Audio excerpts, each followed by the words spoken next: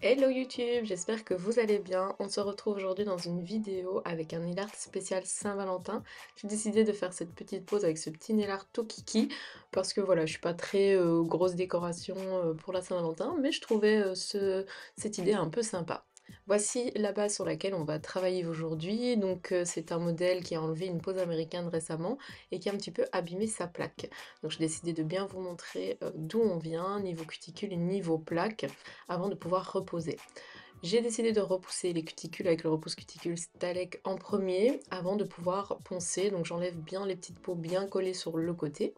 Et ensuite je vais prendre un embout de dépose assez fin parce que il reste des petits résidus. Je ne vais pas savoir tout enlever pour ne pas que ça chauffe de trop, mais vraiment juste égaliser. Donc à ma ponceuse je suis en vitesse 29 000 tours, donc c'est classique avec un embout de dépose.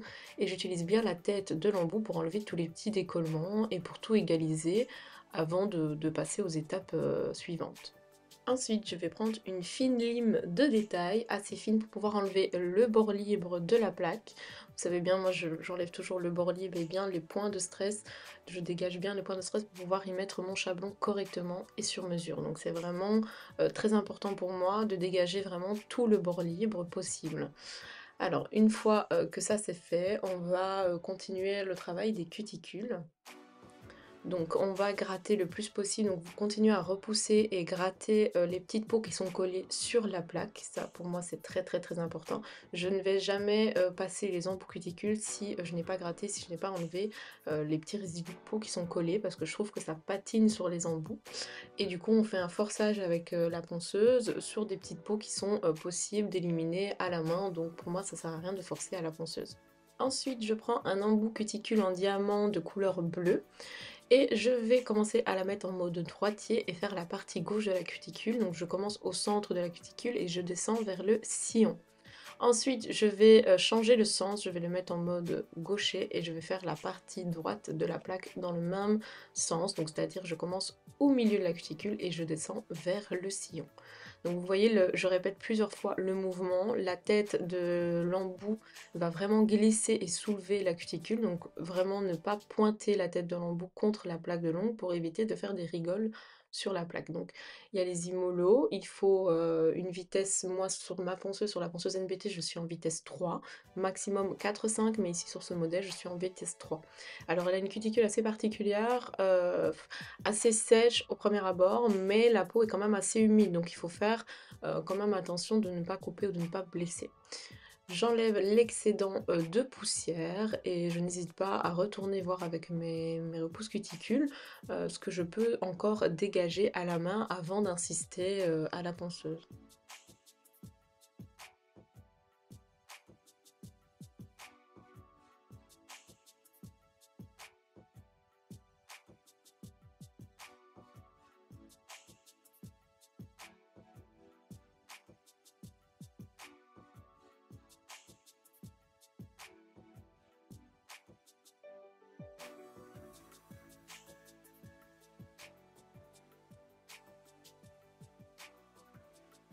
Une fois que j'ai su tout bien dégager avec mon petit grattoir, je vais matifier la plaque avec un embout émeraude de grain 240. Donc on va passer légèrement sur la plaque pour tout bien matifier et tout égaliser. Je suis en vitesse 3 sur la ponceuse NBT. Une fois que vous avez tout bien matifié la plaque, il faudra de nouveau passer un petit pinceau pour enlever la poussière et l'excédent de poussière pour dire de faire un nettoyage correct avant d'appliquer les produits suivants. Une fois que la cuticule est bien dégagée, je vais la couper avec le ciseau 50/1 de chez Stalek. Vous savez, c'est la référence que j'utilise, qui me convient bien. Maintenant, voilà, ce n'est pas parce que c'est la référence qui me convient qu'elle vous conviendra, mais dans tous les cas, vous pouvez toujours la tester si vous avez des petites mains. Moi, c'est ce qui me convient dans ce modèle. Je vais de nouveau enlever les petits résidus. Vraiment, votre repousse cuticule, ça va être votre meilleur ami, donc à chaque étape, il ne faut pas hésiter de le passer, de venir gratter les petites poussières et les petites peaux restantes qu'il y a alentour. Ensuite, on va passer le Natural Basic K qui est un déshydratant. Donc c'est un produit liquide que l'on va appliquer sur la plaque et qui va s'absorber et qui va préparer la plaque pour dire de la déshydrater avant d'appliquer la base. En base, on va utiliser la base Repair Baby Pink qui est une base rosée parce qu'aujourd'hui je vais utiliser un gel coloré rose. Donc j'applique la base avec le pinceau d'origine et je vais venir faire les petits contours avec le pinceau numéro 8 de chez NBT. Donc c'est un pinceau liner fin qui est plutôt petit de taille et alors je vais l'utiliser vraiment pour faire tous les petits contours avant de catalyser ma base Repair. Vous voyez, il est assez facile pour aller dans les petits coins et dans les petites zones et je fais tout simplement glisser la matière. Une fois que j'ai catalysé la base, je vais venir appliquer mon chablon et prendre les repères. Donc mon chablon va être positionné légèrement piquant vers le haut par rapport à sa plaque.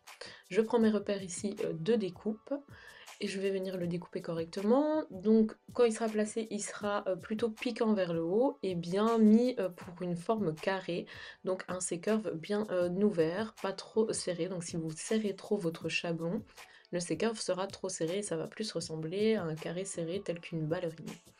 On va utiliser l'acrygel Baby Pink, c'est mon acrygel préféré chez Nice Company car il est assez dur. Et du coup, j'adore travailler les acrygels qui sont plutôt durs. Pour moi, un acrygel, ça doit avoir cette texture et ça ne doit pas être spécialement mou parce que c'est pas le but de l'acrygel. Je le dépose avec le côté du bâtonnet pointu et je viens le façonner avec du cleaner et le côté plat du bâtonnet de bouille. Donc je commence par élargir la zone et par dégrader la matière contre la plaque. Et ensuite, je vais étaler la matière sur la longueur du chablon pour commencer à créer l'extension. Effectivement, il y a pas mal de matière. Pourquoi? Parce que ça va être une technique sans limage ici. Donc, c'est-à-dire que le seul limage qu'il y aura, ce sera à l'extension. Donc, une fois qu'on va enlever le chablon, on va limer. C'est ce pourquoi je fais une extension un peu plus épaisse qu'habituelle. Puis aussi, il y a de la longueur ici. Donc, l'extension va être un petit peu plus épaisse pour me permettre de pouvoir façonner vraiment correctement au limage et que rien ne casse. Je catalyse un petit peu plus que 60 secondes dans la lampe, donc vous pouvez rajouter 30 secondes ensuite. Et je vais enlever le chablon délicatement, l'enlever par en dessous. Je dégraisse avec un coton et du cleaner. Et on va commencer à faire le limage. Donc avec une lime 100-180, je commence par la longueur. Je vais ensuite faire les parallèles. Là je vérifie sur l'image, vous voyez que je vérifie avec l'ongle d'à côté la longueur que je dois faire. Je vais faire les parallèles et je vais faire uniquement donc longueur parallèle à la lime et ensuite toujours à la lime je vais limer le dessus. Dans ce cas-ci je ne prends pas la ponceuse effectivement. Dans un cas de pose où je vais devoir faire du limage, c'est vrai que je vais prendre la ponceuse dans les étapes suivantes. Ici comme c'est une épaisseur assez basique et que c'est de l'acrygel, que c'est assez facile, un limage assez facile, je vais tout faire à la lime 100-180. Alors j'égalise le dessus, je lime bien le dessus, j'affine au maximum. Ici je vous mets les mouvements ne sont pas du tout mis en accéléré, c'est vraiment les mouvements basiques que je fais à la lime. Donc c'est assez rapide, donc désolée si vous ne voyez pas correctement comment je lime. C'est vrai que c'est quelque chose que l'on apprend plus en formation plutôt qu'en vidéo, mais comme ça vous voyez un petit peu plus pour celles qui se situent comment faire le limage. J'affine au maximum partout et ça va vraiment ressembler à une capsule, ce sera très très fin. Il faudra avoir la finesse au maximum, pourquoi? Parce qu'après quand on va rajouter le gel, on ne limera absolument plus. Donc si il y a déjà de l'épaisseur qui vous ennuie dès le départ, ben forcément quand vous allez faire l'application du gel après sans limage, vous allez avoir envie de limer votre gel alors que le but c'était de le limer dans l'extension. Je fais les petites parallèles, donc je relève mes petites parallèles bien droites par rapport aux phalanges, donc pour avoir un carré vraiment nickel. Je fais toujours à la lime 100-180 et s'il le faut je fignole avec la lime fine sur les côtés. Je fais bien gaffe à avoir la parallèle bien droite et de bien positionner ma lime, c'est très important. De ne pas avoir une parallèle qui va être tombante ou montante du coup dans un carré. Une fois que c'est fini, donc je fignole avec la petite lime et il faudra vraiment bien tout dépoussiérer et tout nettoyer avant d'appliquer le gel. Dans un premier temps, je brosse à sec pour dépoussiérer au maximum et ensuite je reprends la même brosse mais imbibée de cleaner et je refais la même étape et comme vous le voyez, ça va être plus un nettoyage et donc je frotte bien dans les cutis, je n'ai pas peur d'insister pour bien nettoyer. Si vous voyez un amas de poussière, n'hésitez pas à aller gratter avec votre repousse cuticule. Je vous montre la finesse du coup de l'extension, il faut vraiment que ce soit bien fin pour que votre ongle paraisse fin malgré tout après votre gel sans limage. Au-dessus, on va venir travailler le gel All-in-One Pink, qui est un gel auto-égalisant et rosé. C'est vraiment mon chouchou pour les techniques sans limage. Il va être très rapide à s'égaliser. Si vous n'avez pas l'habitude, n'hésitez pas à prendre la gamme Fibre ou la gamme Easy Control, qui va couler un tout petit peu moins fort. Alors, on va utiliser le pinceau Boulder by Tracy 7 et le Expert Outline 8. Donc, je vais d'abord faire la couche de lissage avec le pinceau numéro 7. Donc, je le mets un peu plus à plat. Et j'aplatis vraiment la base du gel partout.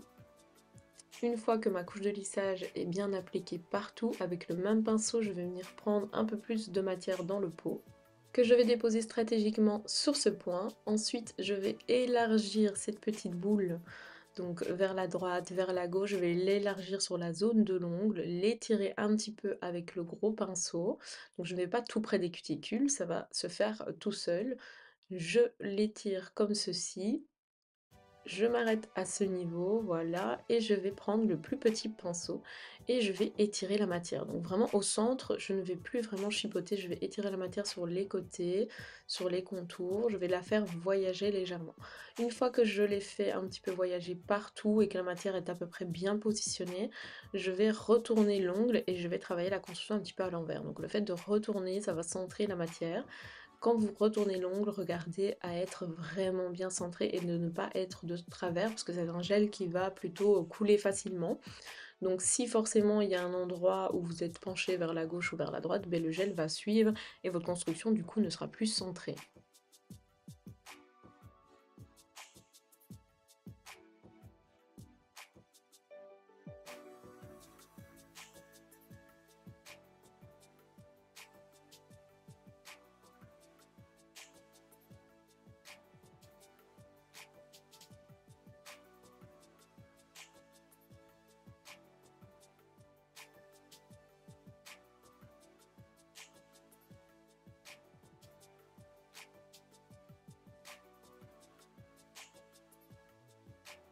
On a retourné le doigt, on a travaillé la construction à l'envers, la matière est plutôt bien placée.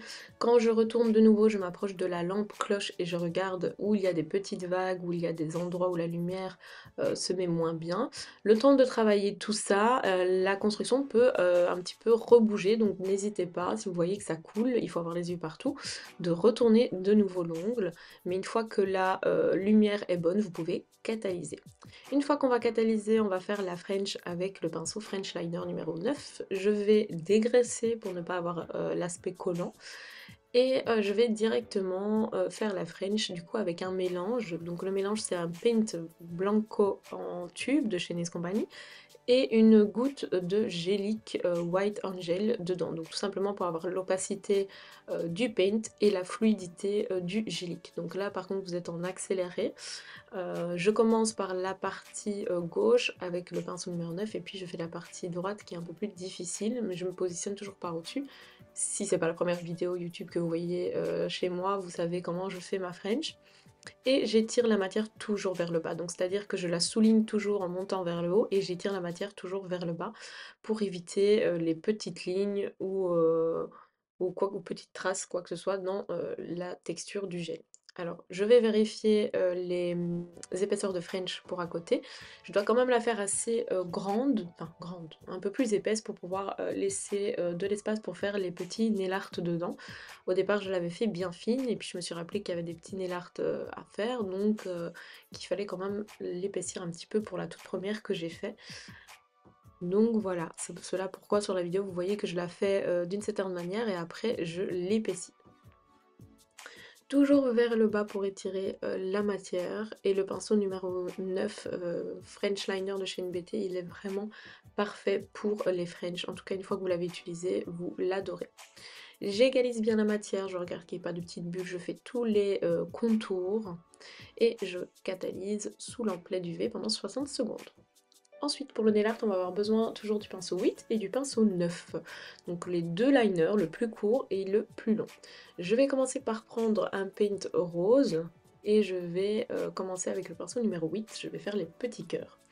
Donc je prends une petite goutte de matière sur la pointe de mon pinceau et je commence par l'arrondi du dessus du cœur, donc le côté gauche, le côté droit pardon du cœur. Je réfléchis en même temps. et puis le bombé au-dessus et je viens redescendre. Bon, l'idéal dans ce nail art, le but c'était de faire un aspect un peu créé, un peu tableau comme ça, un peu graffiti. Donc ce qui est bien, c'est que ça devait pas être net et justement ici je reprends le pinceau numéro 9 pour faire des petits traits en plus sur les côtés pour donner cet aspect moins net dans le nail art. Donc vraiment avec très peu de matière, je reviens rajouter des doubles lignes dans le traçage du nail art pour que ça fasse un petit peu graffiti.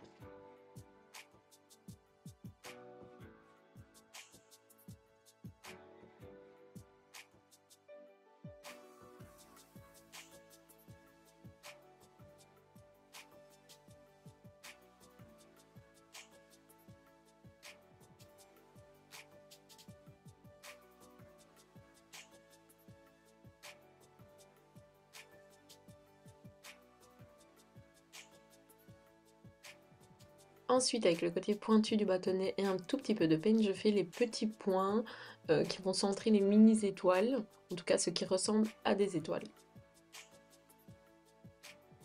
Ensuite, de nouveau avec le pinceau neuf et la pointe, très peu de matière sur mon pinceau. Du point qui n'a pas été catalysé, je tire des petites lignes en haut, en bas, à gauche et à droite, en gauche à droite, donc de gauche à droite. Donc vous étirez avec très très peu de matière, vous reprenez la matière du point pour que ce soit très très très fin, très en finesse, et ensuite on va pouvoir catalyser 60 secondes sous l'amplet d'UV.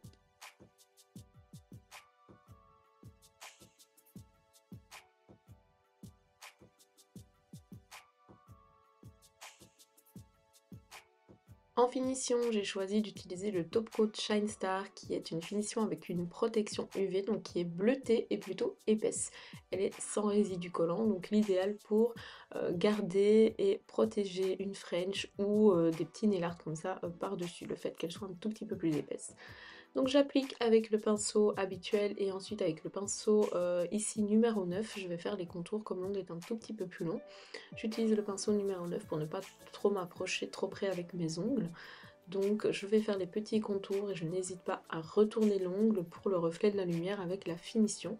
Et une fois que j'ai vérifié mon reflet à la lampe cloche, je vais catalyser. Après catalysation de la finition, je viens toujours mettre un petit coup de lime de finition avec la lime de finition, la lime toute fine, donc sur les côtés pour être sûr que la finition n'est pas coulée sur le bord. Alors je vais vous montrer après, du coup ça donne une petite irrégularité sur la finesse, je vous montre ça ici. Voilà, mais pas de panique, je prends un emery et je viens passer en dessous, donc j'incline un petit peu l'emery, je suis en vitesse 5 et je viens faire des petits mouvements comme ceci qui va enlever l'irrégularité. Et on aura toujours une finesse très extrême et une finition très bien bordée. Et voilà, la vidéo est terminée, voici ce que donne ce nail art. J'espère que tu as aimé, n'hésite pas à nous laisser un pouce en l'air, n'oublie pas de t'abonner à notre chaîne et je te dis à bientôt!